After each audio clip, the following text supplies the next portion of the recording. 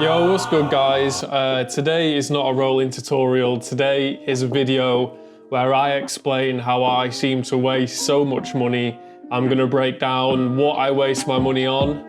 We're gonna break it down by category and each individual expense. I've literally gone through my bank account and written down each freaking expense, each expenditure. Let's go through it and then we're going to talk about how much I've spent, what I've spent it on, what I could do to combat that spending, and if I was to combat that spending and save, how could I make that money work for me? Okay, you can see I've got graphs, I've got pie charts, I've got bar charts.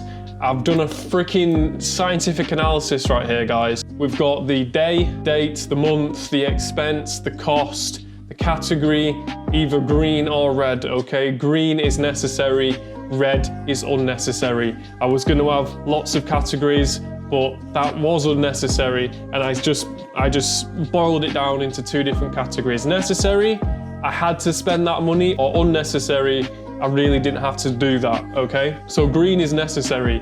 You can see energy bills, investments, which I might get into in a different video, tickets for graduation, petrol, rent, 4 months of basic supplements, necessary, okay? Might get a different video about that. We've got some unnecessary here on the 3rd of November. We've got £5 on a betting company. I've got £1.50 on a bird ID book. I've used it once. £7.39 on a meal deal and World Cup stickers. I binned the sticker book 3 weeks ago. I looked at it and I thought, well, it's gonna cost me £200 to £300 to complete this. What the fuck am I doing? £10 on a Subway.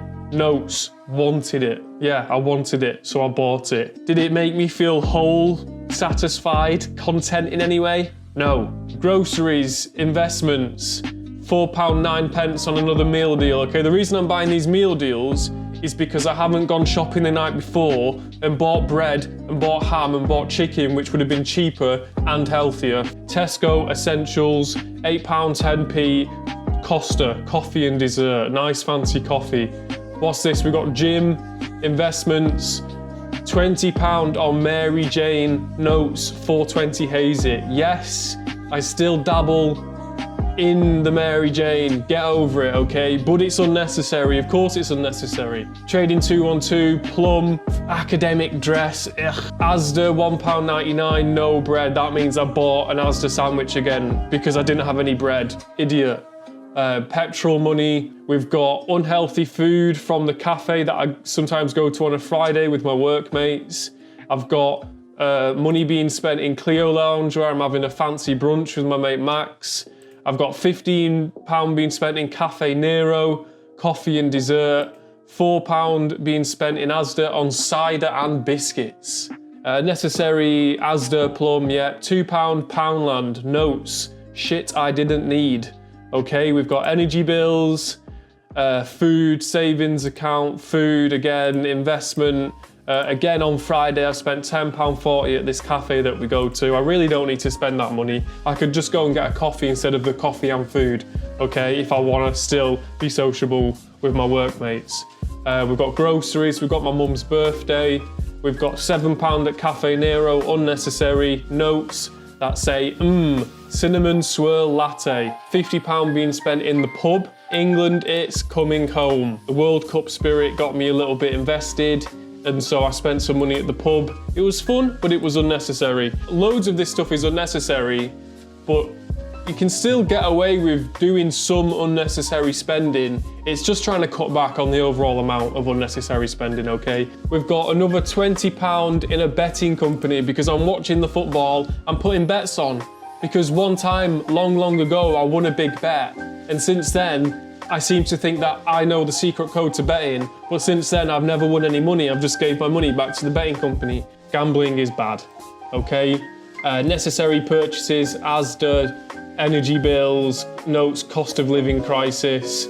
I went to Matalan and spent £39 on super thick socks and loads of pairs of fitting boxers during a cost of living crisis where it would cost me at least £100, probably £200 to heat this flat every month. I'm not gonna spend that amount of money on gas. I'm just gonna wear warm clothes, okay? It makes sense. More money being spent on Mary Jane, money being spent on McDonald's, £23.90. New cheese bites though, damn, those cheese bites are good. Paddy Power, again, I'm gambling, what a loser. And then we end November with another investment on Plum. Okay, so we've got a month of expenditures there, some necessary, some unnecessary. The unnecessary expenditures total £203.13. 9% of all my spending this month was completely unnecessary. So we actually broke all these unnecessary expenditures down into categories. This is what this beautiful pie chart is here. Let me just zoom in on that. Look at this. How I wasted my money in November 2022. 15% of my wasted money was gambling, 23% was fast food, 5% was miscellaneous, 13% fancy coffee. I love going to Cafe Nero. It has nice seats and the coffee's good and the staff are nice to me, but it was unnecessary. 16% Mary Jane.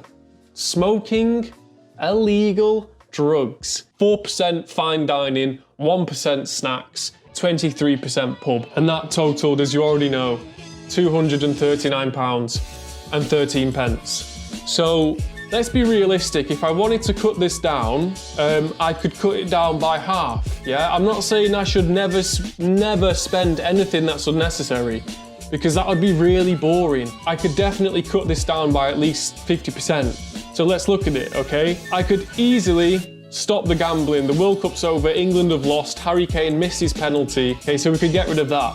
Fast food, I could cut that down by half. I could cut fancy coffee down by half. I could completely get rid of Mary Jane, or I could cut that down again by half. A lot of that smoke was being smoked during the World Cup, which is actually why I was on the gambling sites. So there's like obviously an interconnectedness between all of these bad habits. So the point is, a lot of these expenditures I can shrink. I could at least spend £100 less and save £100 a month. And that's where we're gonna get to next. £100 per month is not much. You can't buy a car with £100. You can't buy a house with £100. You can't buy an Xbox with £100. But if we think about £100 in the long term, let's look at the next graph, the next table.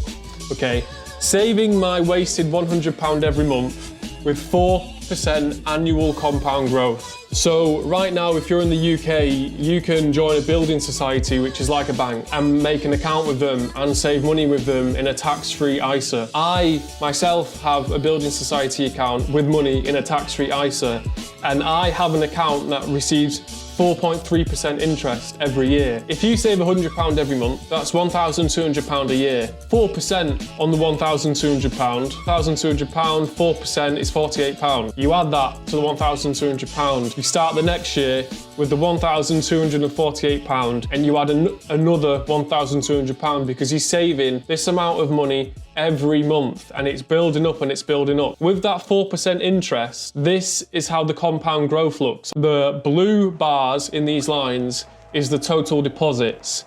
The orange is the accrued interest. So with every year through compound growth, you receive more back. This is for 20 years, okay? If you're a young person like me, I can afford to look 20 years in the future. If you're 18, realistically, you can afford to look 30, 40 years in the future.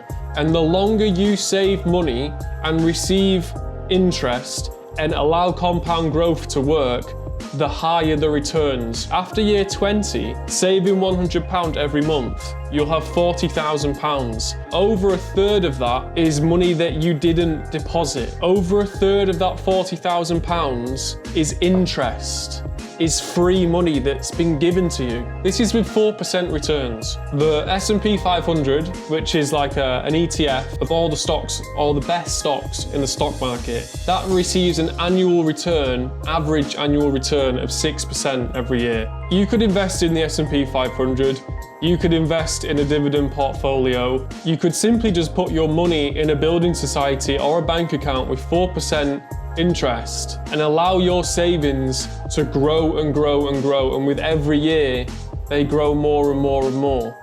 Okay, and that's the point of this whole thing. I waste money every month on shit I don't need, and by saving that money I can set up a really nice golden egg for me in my future, okay? This isn't a get rich quick scheme. This isn't me telling you to buy crypto or to buy XRP or to buy Tesla or whatever, okay? This is simply a chart of compound growth, because the £100, it's small enough that you don't need to spend it now, okay? Especially if you can look at your expenditures and see that £300 of it is unnecessary, then you can save £100 and you can make that £100 work for you. This is something I'm personally doing right now. Every month I'm depositing £100 into a dividend portfolio, which hopefully, done properly, can give me 5% annual growth, okay? Hopefully, that's the plan. But that's for another video. Save your money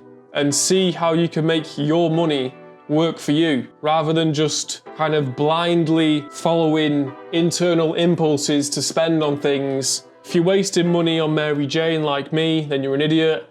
Fast food, then you're an idiot. Gambling, you're absolutely an idiot. People waste money on all kinds of things. £100 trainers, gold necklaces, £200 on the gas because the freaking Russians are invading Ukraine and you can't afford to pay your gas. Whether you're 18, 20, 25 or 30 years old, future is not dull. Don't give up on the future. Start saving, start looking after yourself, start looking forward. That is my message. I'm gonna stop rambling. This is how I waste my money. This is probably similar to how you waste your money. So let's try and save our money together. Let's try and better ourselves. Okay, Chingis out. Boom.